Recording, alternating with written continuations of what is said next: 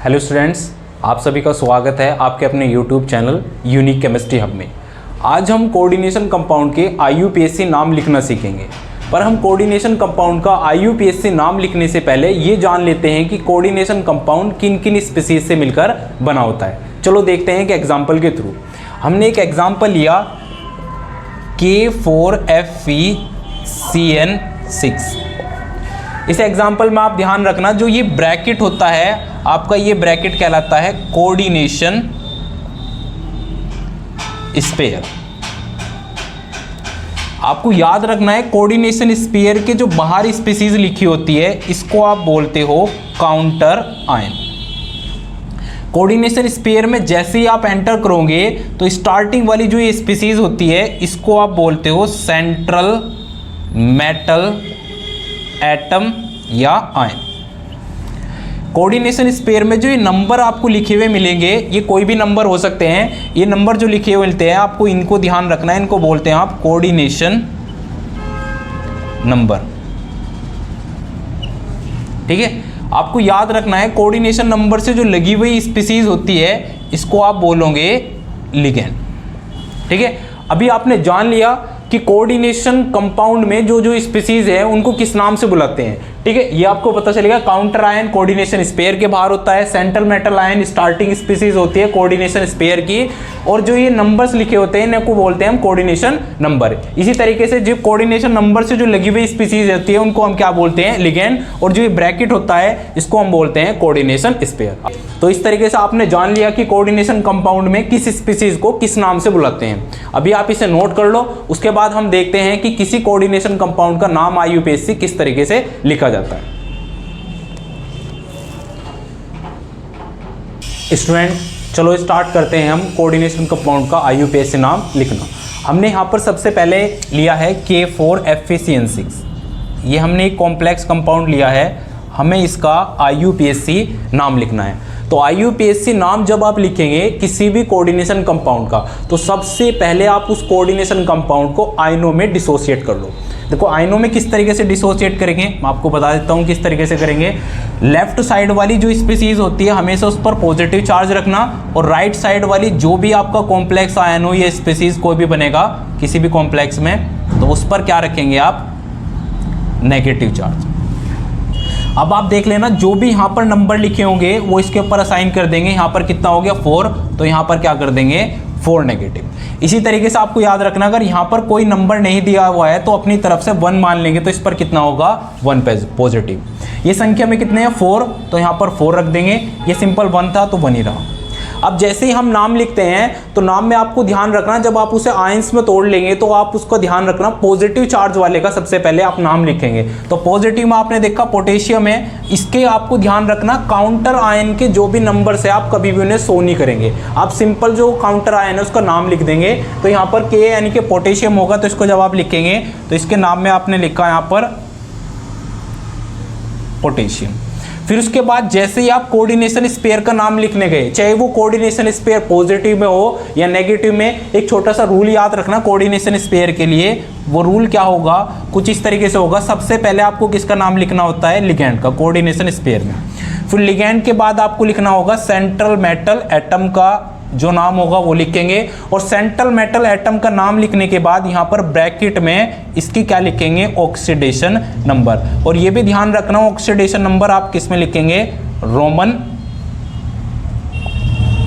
Number में लिखेंगे। ठीक है, ये लिख लिया।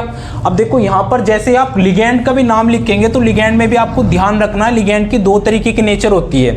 अगर लिगेंड सपोज करो सिंपल है तो इसके जो ये नंबर्स होते हैं, अगर सिंपल लिगेंड्स है तो 2 के लिए क्या वर्ड यूज करेंगे आप, बाई। 3 के लिए आप वर्ड यूज करेंगे ट्राई, ठीक है ना। 4 के लिए आप वर्ड यूज करेंगे टेट्रा, ठीक है। इस तरीके से चल जाता है। 5 के लिए आप वर्ड यूज कर देंगे पेंटा, है ना। और 6 के लिए क्या वर्ड यूज कर देंगे आप यहाँ पर, हेक्सा। इस तरीके से आप चलते जाते हो वर्ड की तरफ को। अब ध्यान रखना, अगर आपका लिगेंड्स कैसा होगा, कॉम्प्लेक्स नेचर का होगा।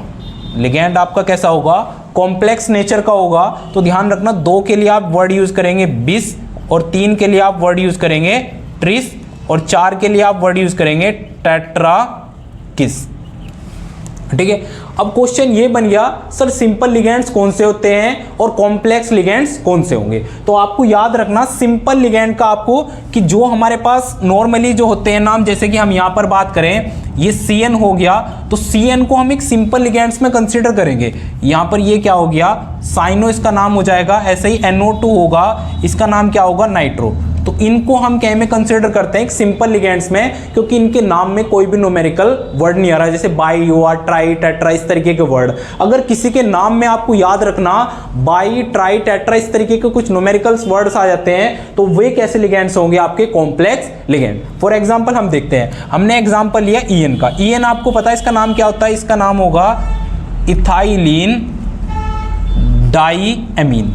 तो इथाइलिन डाईएमीन की अगर बात करें तो इथाइलिन डाईएमीन एक कॉम्प्लेक्स लिगेंड्स के रूप में कंसीडर होगा, क्योंकि इसके नाम में ही क्या आ गया, डाई शब्द आ गया। तो इस तरीके के जो लिगेंड्स मिलेंगे उनको हम कॉम्प्लेक्स लिगेंड्स बोलेंगे। और कॉम्प्लेक्स लिगेंड्स के नंबर को इस तरीके से डिनोट करेंगे, 2 होगा तो 20 होगा, 3 होगा तो ट्रिस करेंगे, 4 हुआ तो टेट्रा किस लिखेंगे। इस तरीके सिंपल लिगेंड्स हुआ तो 2 के लिए बाई, 3 के लिए ट्राई, 4 के लिए टेट्रा, इस तरीके से आप बढ़ते हुए चले जाओगे। देखो अब जैसे इसमें देखते हैं कोऑर्डिनेशन स्पेयर में, तो सबसे पहले हमने किसका नाम लिखा था, लिगेंड्स का। तो लिगेंड्स कितने हैं, 6 हैं, सिंपल लिगेंड्स है साइनो। तो 6 के लिए क्या वर्ड यूज करते हैं, हेक्सा। और पोटेशियम हेक्सा। और CN के लिए क्या हो गया आपका, साइनो। इसके बाद आपको किसका नाम लिखना होता है, मेटल का। मेटल का नाम भी आपको ध्यान रखना 2 चीज पर डिपेंड करेगा।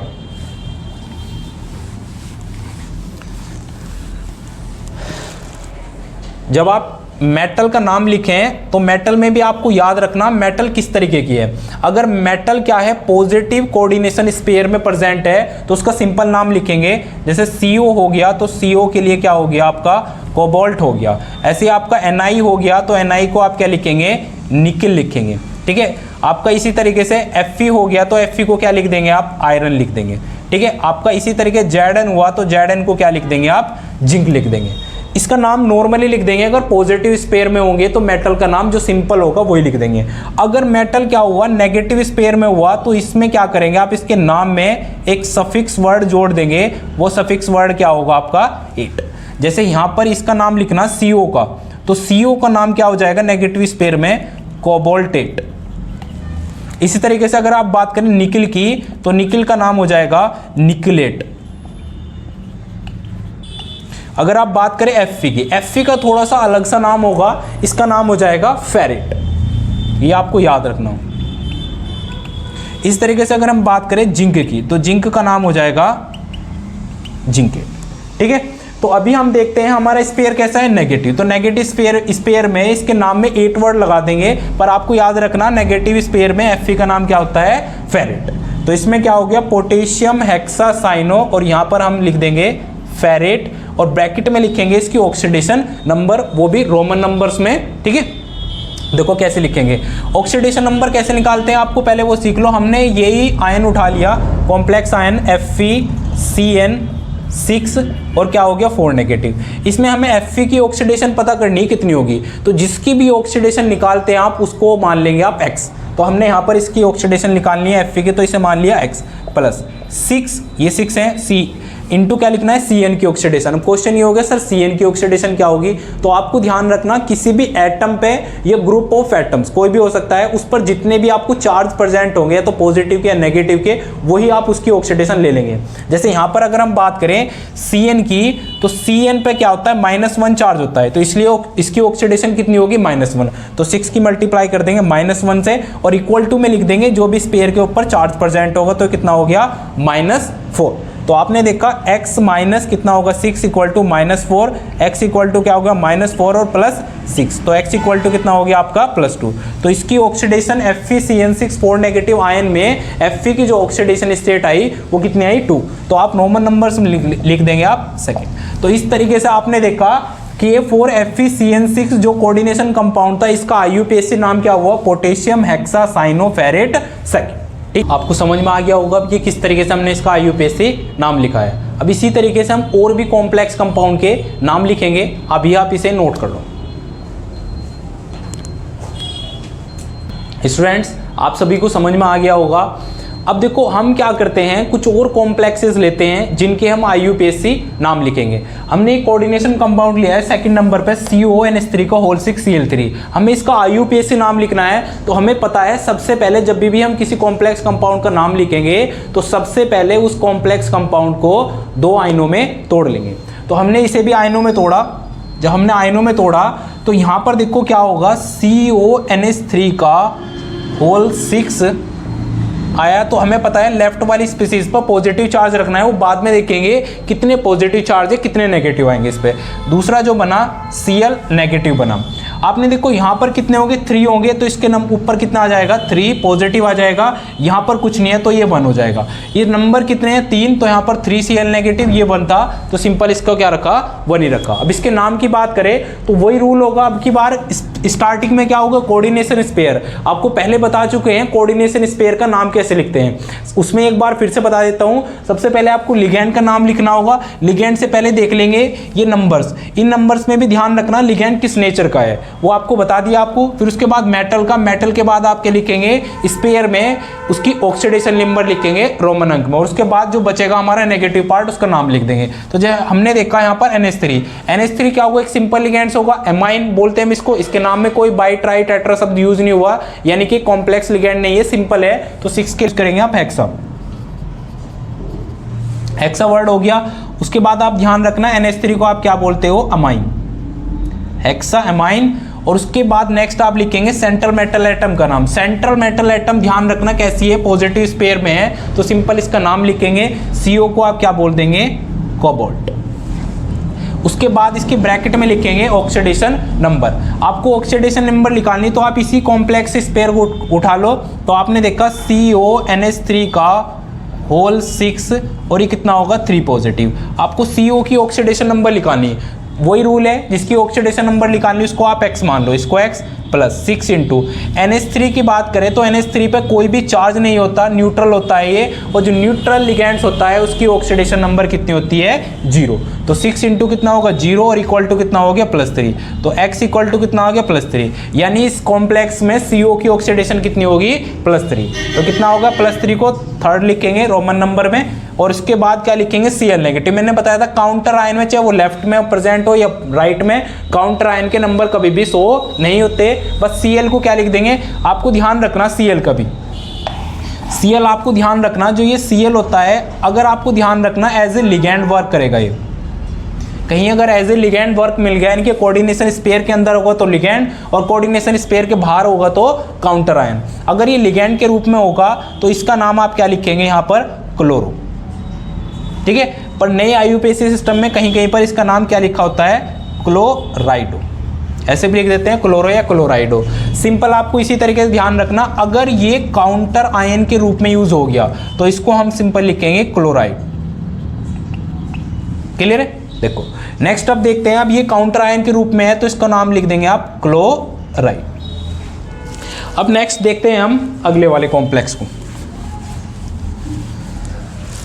तो इसका तो नाम पता चल गया, हमें हेक्साएमाइन कोबाल्ट 3rd क्लोराइड। अब इसकी बात करें K3COC2O4 का होल थ्राइस, इसका नाम लिखना है तो वही सबसे पहले आप आयंस में तोड़ लो इसे। तो आयंस में जब आप तोड़ोगे तो इसमें देखा आपने K पॉजिटिव, और यहाँ पर क्या हो गया COC2O4 का होल थ्राइस, और ये कितना हो गया, नेगेटिव। इस पर कितने चार्ज, ये नंबर कितने हैं, 3, तो इसके ऊपर 3 ले जाओ तो ये कितना हो गया, 3 नेगेटिव, और यहाँ पर कुछ नहीं है तो ये कितना होगा, 1। ये नंबर्स कितने हैं, 3, तो यहाँ पर आप क्या लिख देंगे, 3। अब वही है, सबसे पहले पॉजिटिव एक आयन है तो इसका नाम सिंपल लिख देंगे आप, K होगा तो क्या हो गया आपका, पोटेशियम। आगे चलेंगे, जब स्पेयर में जब आप चलेंगे तो सबसे पहले आप लिगैंड का नाम लिखेंगे। C2O4 क्या हो गया, ऑक्सिलेटो। इसके नाम में कोई बाई ट्राई टेट्रा शब्द यूज नहीं आ रहे, तो इसका मतलब ये एक सिंपल लिगैंड्स होगा, तो इसको सिंपल लिखेंगे। 3 के लिए क्या वर्ड यूज लिखेंगे आप, ट्राई, यहाँ पर पोटेशियम ट्राई, और C2O4 के लिए क्या लिख देंगे आप, ऑक्सिलेटो। का नाम लिखेंगे पोटेशियम ट्राई ऑक्सिलेटो, और बाद में हम क्या लिखेंगे यहाँ पर, सेंट्रल मेटल एटम का नाम नेगेटिव है तो नेगेटिव में सफिक्स जोड़ देते हैं 8 वर्ड, तो इसका नाम हो जाएगा यहाँ पर कोबाल्ट 8, ठीक है। और बाद में हम ब्रैकेट में लिखेंगे इसकी ऑक्सीडेशन नंबर, तो यहाँ पर जब इसकी ऑक्सीडेशन नंबर निकाल लेंगे तो आप इसे अलग ही लिख लो, COC2O4 और यहाँ पर ये कितना हो गया होल थ्राइस, और कितना हो गया 3 नेगेटिव। तो जिसकी ऑक्सीडेशन निकालनी है आप उसको तो x मान लिया, प्लस यहाँ पर कितना कर देंगे 3 इंटू C2O4। C2O4 की बात करें तो ऑक्सिलेट आयन कुछ इस तरीके से बनता है CO नेगेटिव। तो आप देख पा रहे होंगे 2 नेगेटिव चार्ज है तो कितना हो गया -2 इसकी ऑक्सीडेशन स्टेट होगी, और इक्वल टू कितना हो गया -3। तो कितना हो गया x माइनस कितना होगा 6 equal to -3, x equal to -3 और +6। तो x इक्वल टू कितना हो गया +3। तो ऑक्सीडेशन नंबर कितनी होगी 3rd। तो ये इसका नाम हो गया। नाम क्या हुआ potassium trioxalato cobalt 3rd। Next अगर हम बात करें NiCO का होल 4, ये इस पर कोई भी चार्ज नहीं है, यानी कि 0 मान सकते हैं, चाहे आप अपनी तरफ से लगा हुआ हो सकता है। तो आप ध्यान रखना इस तरह के कॉम्प्लेक्स को हम न्यूट्रल कॉम्प्लेक्स बोलते हैं। तो इसका जब नाम लिखेंगे, नाम लिखने का वही तरीका ये वाला जैसे आप स्पेयर का नाम लिखते थे, सबसे पहले लिगेंड का नाम लिखेंगे, फिर मेटल का, फिर ब्रैकेट में ऑक्सीडेशन स्टेट रोमन नंबर्स में लिख देंगे आप इसकी। तो इसमें देखेंगे CO यानी कि क्या होता है कार्बोनिल। अगर आप लिगेंड्स के रूप में यूज कर रहे हैं CO को तो कार्बोनिल लिखेंगे, और मेटल के रूप में होगा तो कोबाल्ट। तो CO कार्बोनिल हो गया। 4 के लिए वर्ड यूज करेंगे आप टेट्रा। तो यहां पर क्या हो जाएगा इसका टेट्रा कार्बोनिल, ठीक है। और ये आप देखेंगे मेटल में, अगर आपको ध्यान रखना न्यूट्रल होगी मेटल तो उसका भी नाम हम सिंपल लिखेंगे जैसे पॉजिटिव में लिखते थे। तो यहां पर क्या हो जाएगा निकिल,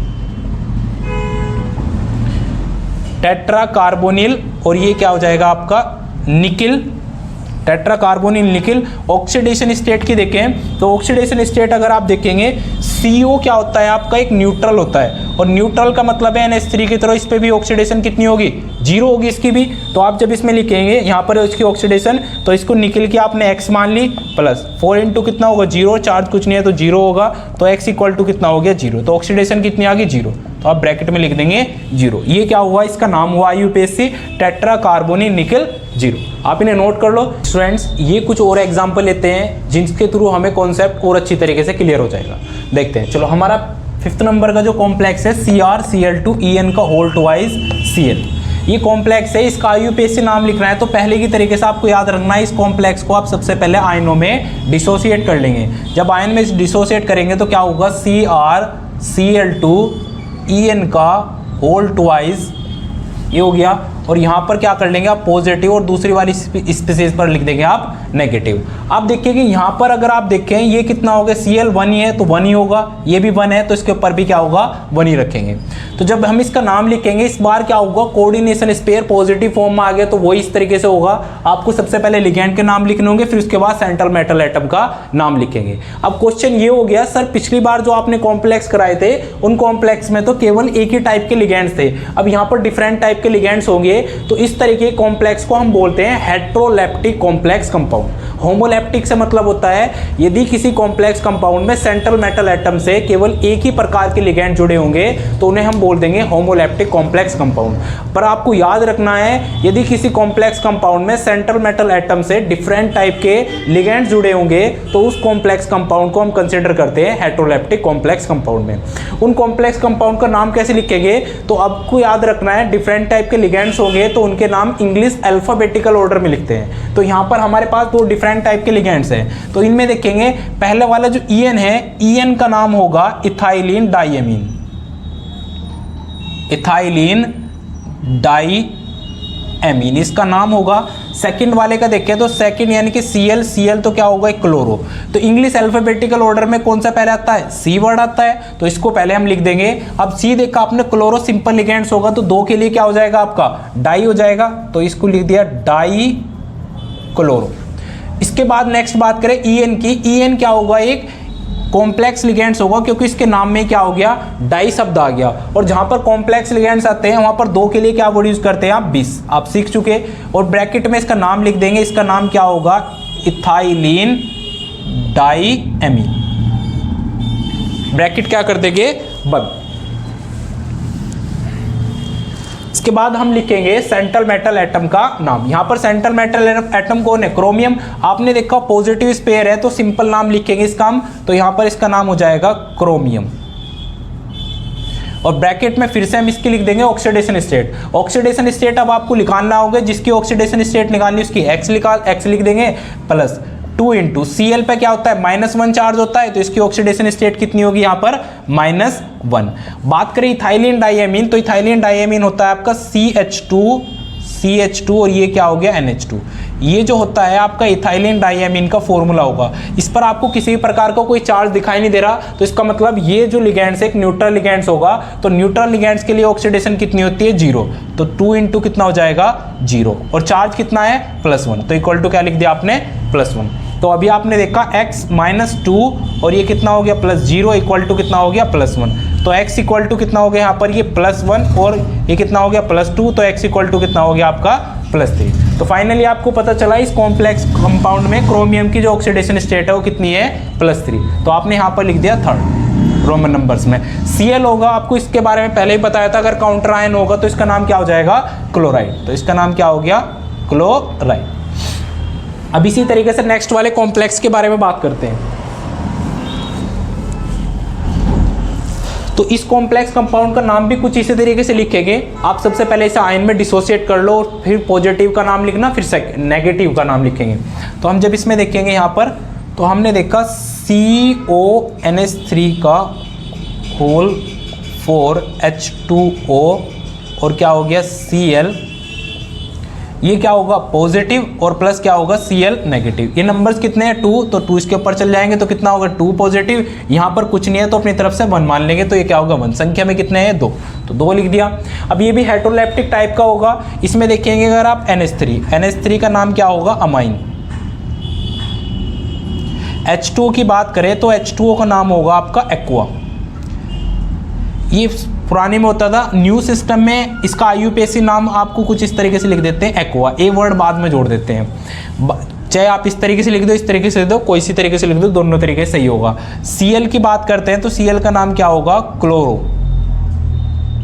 तो इंग्लिश अल्फाबेटिकल ऑर्डर में देखा तो आपने ए वर्ड इसमें भी आ रहा है, ए वर्ड इसमें भी आ रहा, उसके बाद आपने देखा एम वर्ड इसमें है और इसमें क्या है क्यों है, तो एम वर्ड पहला आएगा तो इसका मतलब इसका हम पहले नाम लिख देंगे। तो इसका नाम आप जब लिखेंगे तो यहाँ पर क्या हो गया टेट्रा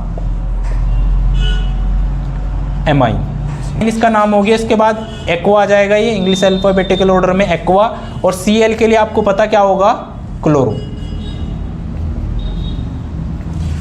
वर्ड आ जाएगा। उसके बाद आपको मेटल का नाम लिखना, मेटल आप देखेंगे पॉजिटिव है तो सिंपल आप नाम लिख देंगे इसका कोबाल्ट। ब्रैकेट में लिखेंगे आप इसकी ऑक्सीडेशन स्टेट। ऑक्सीडेशन स्टेट कैसे निकलेंगे आपको पता, रूल तो आपको पता ही चलेगा किस किस तरीके से लिखते हैं। इसमें आप इसको क्या मान लेंगे x प्लस 4 इंटू कितना हो गया 0, क्योंकि NH3 आपको पिछली बार भी बता दिया NH3 क्या होता है एक न्यूट्रल लिगेंड्स होगा, इस पर किसी भी टाइप का आवेश नहीं होता। तो ये पॉजिटिव प्लस H2O की बात करें ये भी एक न्यूट्रल लिगेंड्स होगा, क्योंकि इस पर भी किसी भी टाइप का चार्ज नहीं होता, तो इसलिए इसकी भी ऑक्सीडेशन कितनी होगी 0। Cl पे -1 चार्ज होता है, ठीक है ना, और इक्वल टू कितना हो गया +2, तो x -1 इक्वल टू क्या हो गया +2, x इक्वल टू कितना आ गया +2 और +1, तो x इक्वल टू कितना आ गया आपका +3। तो इसका जो यहाँ पर ऑक्सीडेशन नंबर होगा वो कितना होगा 3rd। फिर इसके बाद नेक्स्ट आप देखें तो काउंटर आयन में Cl नेगेटिव है, आपको बता काउंटर आयन के नंबर कभी भी शो नहीं करते, तो इसको लिख देंगे आप क्लोराइड। ये इसका नाम हो गया tetra amine aqua chloro cobalt 3rd chloride. इस तरीके से हम इसका IUPAC नाम लिख लिया। तो हम 7 नंबर के कोऑर्डिनेशन कंपाउंड का IUPAC नाम लिखेंगे। देखो किस तरीके से होगा, आप इसे भी पहले की तरीके से आयंस में डिसोसिएट कर लो। CS ये क्या हो गया पॉजिटिव, प्लस ये क्या होगा FeCl का होल 4 और नेगेटिव। जब आप इसका नाम लिखेंगे तो आपने देखा यहाँ पर सबसे पहले ये देख लेते हैं, इस पे पॉजिटिव चार्ज यहाँ पर ये 1 है तो 1 ही होगा, और ये इस पे यहाँ पर 1 कुछ नहीं है तो अपनी तरफ से 1 मान लिया, तो इस पर क्या हो गया नेगेटिव। जब आप नाम लिखेंगे तो इसका नाम क्या हो गया सीजियम। नेक्स्ट अगर हम देखें यहाँ पर मेटल, इसमें कॉम्प्लेक्स आयन में देखें तो कॉम्प्लेक्स आयन में वही वाला सिस्टम है, पहले आप लिगेंड्स का नाम लिखेंगे फिर मेटल का नाम लिखेंगे। Cl एक सिंपल लिगेंड्स है तो 4 के लिए क्या होगा टेट्रा वर्ड हो जाएगा, तो क्या हो गया टेट्रा, और Cl के लिए क्या होगा आपका क्लोरो। फिर मेटल का नाम लिखेंगे, मेटल आपको पता नेगेटिव है तो नेगेटिव में आप क्या लिखेंगे Fe के लिए आप यूज करते हैं फेरेट। क्या वर्ड यूज करते हैं आप फेरेट। इसके बाद आप ब्रैकेट में लिखेंगे उसकी ऑक्सीडेशन नंबर। ऑक्सीडेशन नंबर निकालने का तरीका वही है, आप इसमें x मान लेंगे प्लस 4 इंटू Cl पे क्या होता है -1 चार्ज होता है, तो इस पर कितना हो गया -1 इक्वल टू कितना हो गया -1, x minus 4 equal to -1, x equal to क्या हो गया -1 प्लस 4, x इक्वल टू कितना आ गया आपका +3। तो ऑक्सीडेशन स्टेट कितना हुआ इसकी यहाँ पर थर्ड। ठीक है, तो ये सिंपली CsFeCl4 का IUPAC नाम हुआ सीजियम टेट्राक्लोरोफेरेट थर्ड। आपको रूल समझ में आ गया होगा कोऑर्डिनेशन कंपाउंड का IUPAC नाम कैसे लिखते हैं। आपको ये 2 कॉम्प्लेक्स दिए हैं होमवर्क में, आप इन्हें कॉम्प्लेक्स को करें और कमेंट बॉक्स में इनके आंसर लिखें। अगर आपको समझ में आई होगी वीडियो तो अपने दोस्तों के साथ शेयर करें। Thank you.